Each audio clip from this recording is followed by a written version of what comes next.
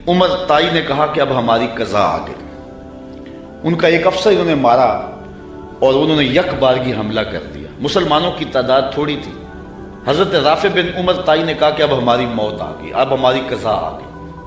حضرت خالد بن ولید نے کہا کہ واقعی مجھے بھی یوں ہی لگتا ہے، کیونکہ میں کسی جنگ میں ناکام نہیں ہوا اور پسپا نہیں ہوا، لیکن آج ہم پسپا ہو رہے ہیں۔ اس کی ایک وجہ ہے کہ حضور علیہ السلام کے مبارک بال میرے پاس تھے اور میں ٹوپی میں سیے ہوئے تھے اور ہر جنگ میں میرے ساتھ ہوتے تھے۔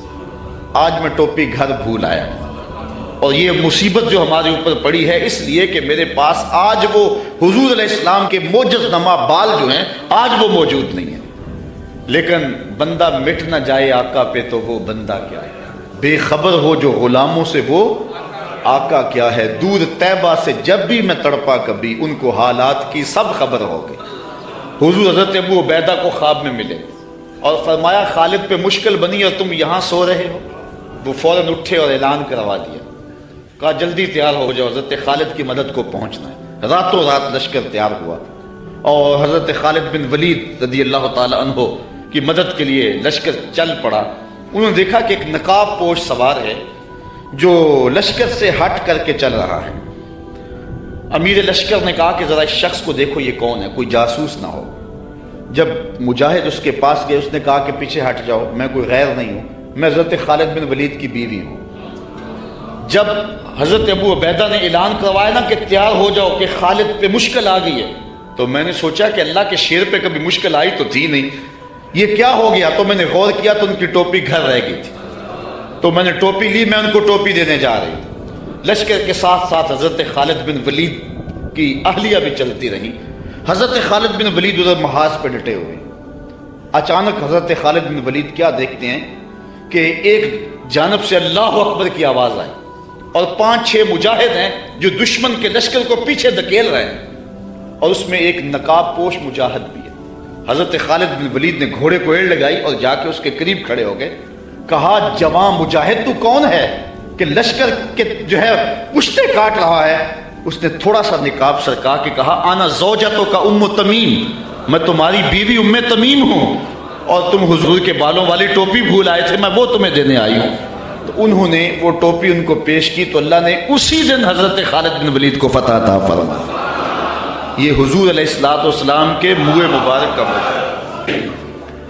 حضرت سلمان فارسی رضی اللہ تعالی عنہ نے 350 سال زندگی پائی ہے۔ ایک روایت کے مطابق 250 سال اور دوسری روایت کے مطابق 350 سال زندگی پائی ہے۔ کہتے ہیں کہ میں ایک پادری کی خدمت کرتا رہا، جب اس کا آخری وقت آیا اس نے مجھے کہا کہ تو نے میری بڑی نوکری کی ہے اور بڑی خدمت کی ہے، تو اب میں جا رہا ہوں، لیکن اب تو چلا جا غموریہ، اور وہاں کا ایک راہب ہے جو کتاب اللہ کو صحیح جاننے والا ہے، اس کی خدمت کا تجھے کچھ مل جائے گا۔ کہتے میں نے اس کی وفات کے بعد تدفین کی اور پھر غموریہ کے اس راہب کے پاس پہنچا۔ ساری زندگی میں نے اس کی نوکری کی۔ جب وہ فوت ہونے لگا تو اس نے مجھے کہا کہ اب میں اس دنیا سے جا رہا ہوں، تو نے بہت زیادہ میری خدمت کی، میں تجھے ایک پتے کی بات بتاؤں، اب تو چلا جا مدینے میں، یثرب میں، یہ نبی آخر الزمان کی ہجرت گاہ ہوگا، اور وہاں جا کے اس کا انتظار کر، اب وہ آنے والے، ان کے آنے کا وقت بالکل قریب آ گیا۔ کہتے میں نے اس کو کہا کہ مجھے کیسے پتہ چلے گا کہ یہ نبی ہے؟ کوئی شخص بھی تو دعویٰ کر سکتا ہے۔ کہا 3 نشانیاں ہوں گی، ایک تو یہ ہے کہ صدقہ قبول نہیں کرے گا، دوسری نشانی ہدیہ قبول کرے گا، تیسرا 2 کندھوں کے درمیان مہر نبوت ہوگی۔ کہتے میں نے وہاں سے رخت سفر باندھا، راستے میں ایک قافلے کو کہا کہ تم مجھے اپنے ساتھ لے جاؤ۔ انہوں نے مجھے تنہا سمجھ کے مجھے گرفتار کر لیا اور مدینے کے قریب آ کے ایک یہودی کے ہاتھوں مجھے فروخت کر دیا۔ میں نے کہا مجھے غلامی بھی قبول ہے، کبھی عرش پر کبھی فرش پر، کبھی ان کے در کبھی در بدر، غم عاشقی تیرا شکریہ میں کہاں کہاں سے گزر گیا۔ کہتے ہیں ایک دن میں اس یہودی کے باغ میں کام کر رہا تھا اور کھجوریں توڑ رہا تھا کہ کہ مدینے کی گلیوں میں طالع البدر علینا کی آوازیں آنے لگی. چھلانگ لگائی اور دوڑ لگا دی. یہودی نے سمجھا کہ میرا غلام بھاگ گیا، اس نے بھاگ کر کے پکڑ لیا. حضرت سلمان فارسی کہنے لگے کہ میاں میرا جسم تیرا ہی غلام ہے لیکن دل کسی اور کا ہے. تو پھر میں حضور کی خدمت میں کچھ کھجوریں پیش کی تو فرمایا ہم نبی ہیں، ہم صدقہ نہیں لیا کرتے. میں نے کہا حضور صدقہ نہیں ہے، ہدیہ ہے. تو حضور نے قبول فرما لیا. 2 نشانیاں پوری ہو گئیں، اب تیسری نشانی کا انتظار. حضور مہر نبوت کو چھپا کر کے رکھتے تھے. میں طاق میں رہتا تھا. ایک دن ایک جنازے میں حضور تشریف لائے. میں تھوڑا سا حضور کے پیچھے ہوا تو آقا کریم علیہ السلام نے اپنی چادر مہر نبوت سے ہٹا دی. فَأَلْقَى إِلَيَّ رِدَاءَهُ، اپنی چادر میری جانب پھینک دی. وَقَالَ انظر إِلَى مَا أُمِرْتَ بِهِ، جو تجھے بتایا گیا دیکھ لے، جو ڈھونڈ رہا ہے وہ دیکھ لے. فَرَأَيْتُ الْخَاتِمَ بَيْنَ كَتِفَيْهِ مِثْلَ بَيْضَةِ الْحَمَامَةِ، تو پھر میں نے حضور کے 2 کندھوں کے درمیان کبوتر کے انڈے کے برابر حضور کی مہر نبوت دیکھ لی اور ایمان کی دولت سے مالا مال ہو گئے. آقا کریم جب ہجرت مدینہ کے لیے رخت سفر باندھتے ہیں، راستے میں آتکا بنت خلف بن معبد نامی ایک خاتون کا گھر آیا.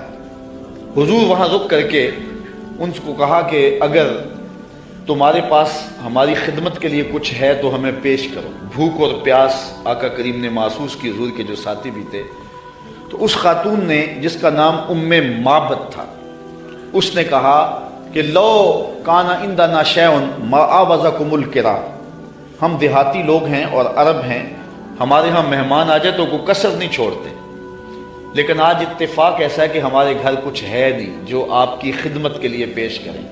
عرب لوگ مہمان دیکھ کر کے خوش ہوتے ہیں، پھر مہمان بھی اتنے سونے آ جائیں، لیکن بدقسمتی یہ ہے کہ اس وقت ہمارے پاس کچھ ہے نہیں جو آپ کو پیش کر سکے. ایک جانب ایک بکری بندھی ہوئی تھی، لاغر اور کمزور سی. حضور فرمایا اگر تم کہو تو اس کا دودھ دھو لیں. اس نے کہا اس کی ہڈیوں میں گودا نہیں، کھیری میں دودھ کہاں ہوگا. اگر یہ چلنے کے قابل ہوتی تو ریوڑ کے ساتھ نہ جاتی. فرمایا اگر تم اجازت دو. اس نے کہا مجھے کیا اعتراض ہو سکتا ہے. تو حضرت سیدنا صدیق اکبر نے آگے بڑھ کے بکری کو کھولا اور حضور کے سامنے کھڑا کیا. آقا نے دست شفا، دست رحمت اور دست برکت اس بکری کی پشت پہ رکھا. جو ہی حضور کا ہاتھ آیا تو اس نے جھجری لی، ٹانگیں چوڑی کر دی، اس کی کھیری میں دودھ اترایا. حضور علیہ السلام نے فرمایا کہ کوئی برتن لا. اس نے گھر کا برتن پیش کیا. حضور نے دودھ دعا تو جھاگ اٹھنے لگی، حتیٰ کہ گھر کے سارے برتن دودھ سے بھر گئے. معبد کے گھر کی تھالیاں بھی دودھ سے بھر گئی. حضور نے بھی پیا، حضور کے ساتھیوں نے بھی پیا. معبد اور گھر میں اس کا ایک بچہ تھا اس کے پاس، اس نے بھی دودھ پیا. حضور علیہ السلام نے دعائے برکت دی اور چلے گئے. معبد کو حضور کا پتہ پوچھنا یاد نہ رہا، بس حضور کے حسن اور جمال میں کھو گئی اور پوچھنا یاد نہ رہا کون ہو، کدھر سے آئے ہو، نام کیا ہے. شام کو جب معبد بکریوں کا ریوڑ لے کر کے واپس پلٹا، اس نے کچی کلی پہ نور برستے دیکھا، انوار اترتے دیکھے. ایک بار وہ جدھر سے گزرے ہیں نصیر، ایک بار وہ جدھر سے گزرے ہیں نصیر، 1000 بار ادھر سے بہار گزری. نشور وحدی کا لہجہ دیکھیں. اس نے کہا چند لمحوں کے لیے ٹھہرے تھے تم جس پیڑ کے نیچے، چند لمحوں کے لیے ٹھہرے تھے تم جس پیڑ کے نیچے، سنا ہے آج تک اس پیڑ کا سایہ مہکتا ہے. آج تک اس درخت کے سائے سے بھی خوشبو آتی ہے جس درخت کے سائے میں چند لمحوں کے لیے آپ رکے تھے. معبد کا شوہر معبد کہتا ہے کہ کیا ماجرا ہے، آج ہمارے گھر میں یہ جو رونق ہے اور یہ جو تازگی ہے اور یہ انوار اتر رہے ہیں، کیا ماجرا ہے. تو معبد کو حضور کا نام تو پوچھنا یاد نہیں رہا. اس نے اپنے طور پہ حضور کا نام رکھ لیا. اس نے کہا آج ہمارے گھر میں مبارک آیا تھا، آج ہمارے گھر میں مبارک آیا تھا. معبد پوچھتا ہے کہ مبارک کیسا تھا جو سارے گھر کو روشن کر گیا، وہ کیسا تھا. تو معبد تاصف رسول اللہ صلی اللہ علیہ وسلم، معبد حضور کا حلیہ بیان کر دی. کہتی ہے فقالت رأیت رجلا ظاہر البذات، میں نے ایک ایسا شخص دیکھا ہے کہ جس کا رنگ نکھرا ہوا تھا، جس کا چہرہ چمک رہا تھا۔ حضور علیہ السلام کے رنگ کے بارے میں یہ بھی حدیث آتی ہے، اظہر اللون، حضور کا رنگ جو ہے بالکل واضح اور چمکدار تھا۔ ابیض کے لفظ بھی آتے ہیں۔ ام معبد کہتی ہے رأیت رجلا ظاہر البزاط، میں نے ایک ایسا شخص دیکھا جس کا رنگ نکھرا ہوا تھا۔ اللہ اکبر، حدیث بہت طویل ہے۔ کسیم وسیم وفی عینیہ داج وفی اشفارہ وطف وفی صوتہ سہل احول اکحل ازج اکران وفی عنقہ سطع وفی لحیتہ کساسہ۔ کہا کیا بتاؤں، رنگ سونا تھا، ابرو ملے ہوئے تھے، پلکیں لمبی تھی، آنکھیں سرمگی تھی، گردن سراہی جیسی تھی، ہاتھ خوبصورت تھے، خاموش ہوتے تو پھر بھی وقار ہوتا۔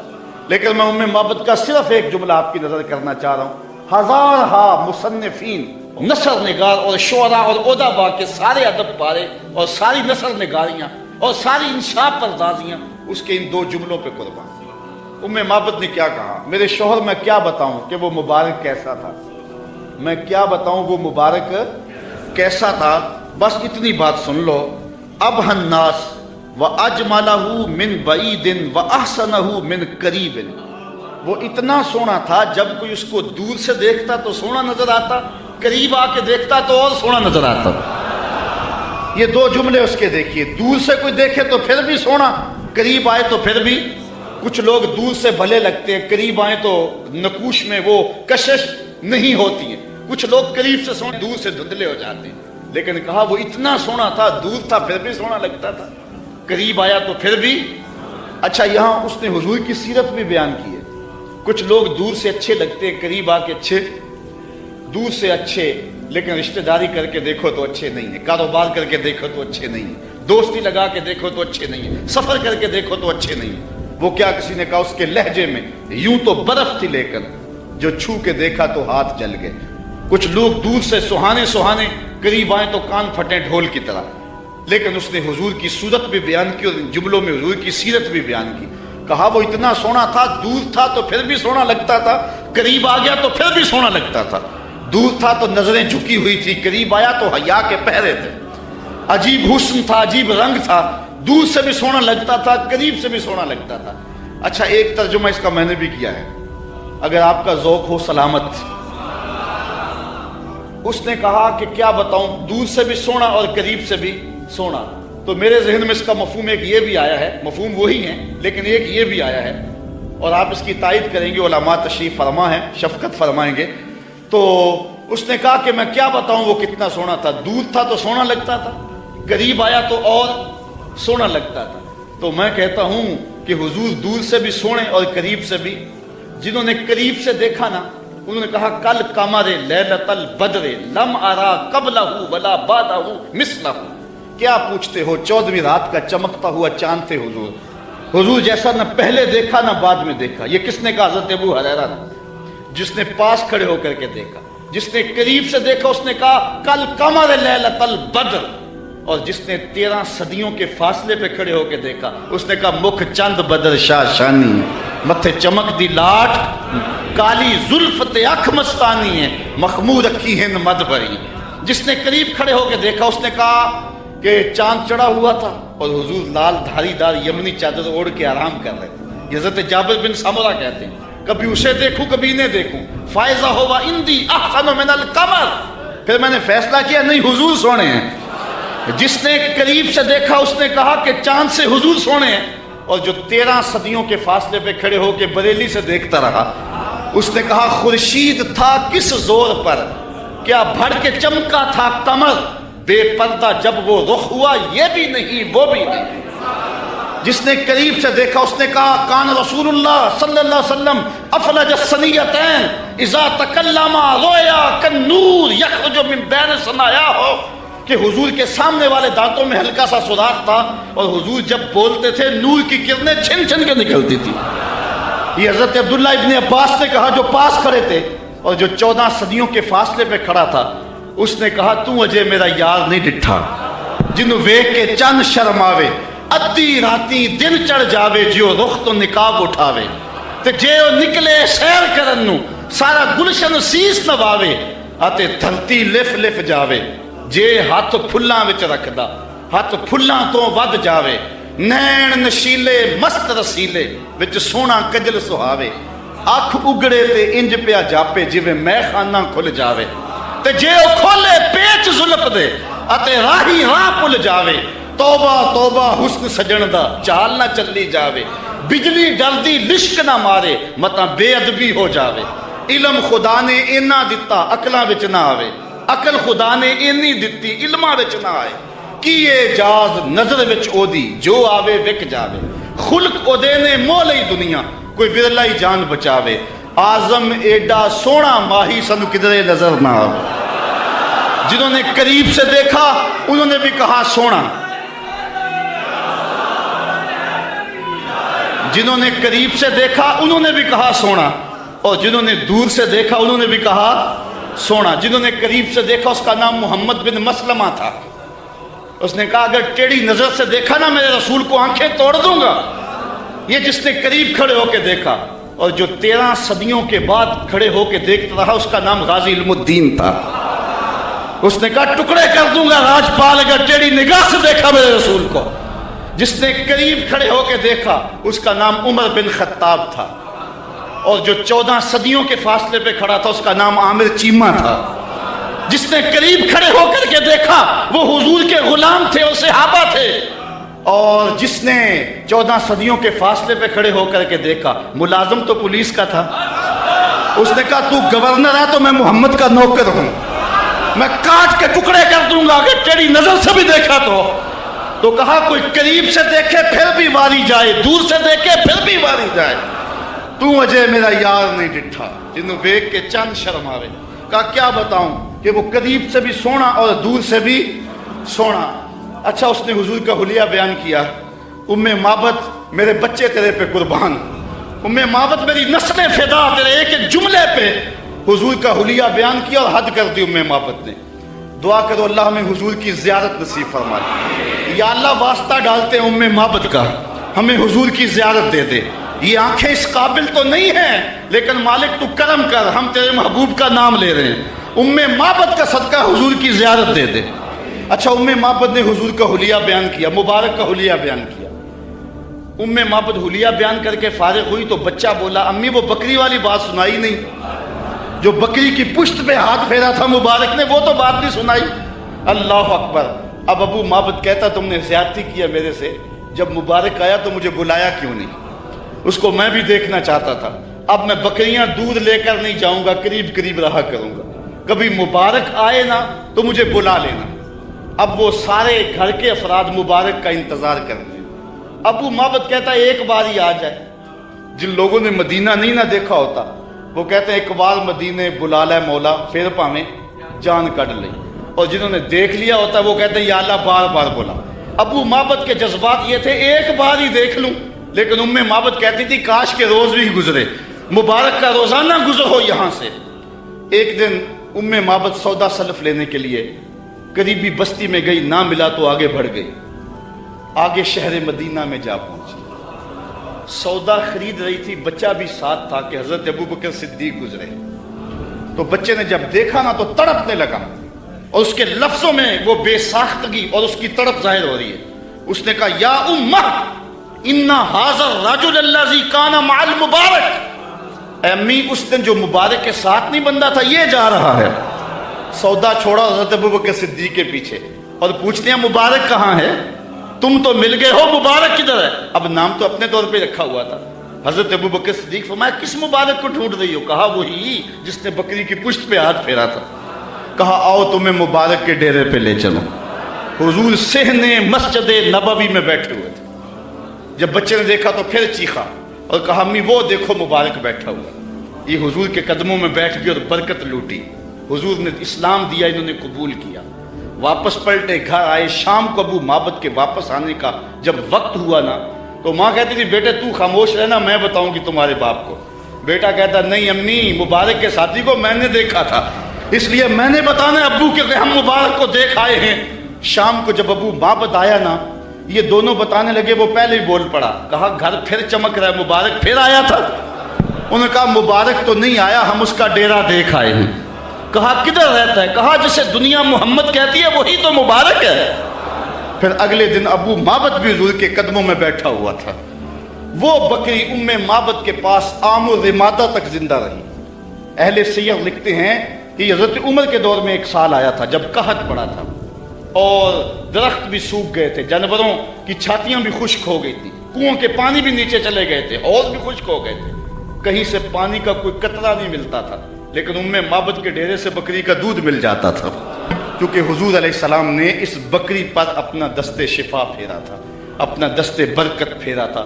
یہ حضور علیہ السلام کے ہاتھ کی اور حضور علیہ السلام کے دست نور کی برکت ہے. یہ ہاتھ تو اٹھ جائے تو چاند کے ٹکڑے ہوتے ہیں، یہ ہاتھ اٹھ جائے تو سورج پلٹ کے سر کے وقت پہ آتا ہے. اللہ اکبر. یہ